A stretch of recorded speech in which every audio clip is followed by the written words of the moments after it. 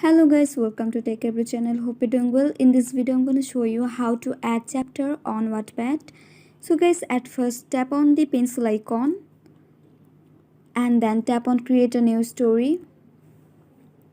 You can skip this page, so I'm skipping this page. Now add a title your story here.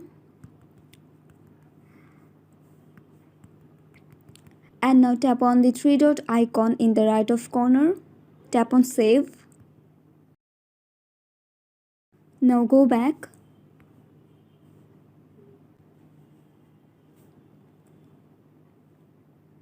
And guys, you can see our chapter was created here, and I will show you once again.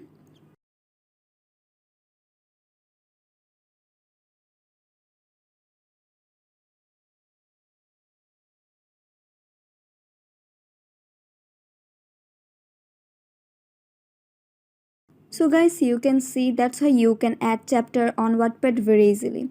And guys, I hope this video was helpful to you. If it was, then please give a thumbs up and hit the subscribe button. And thanks for watching the video.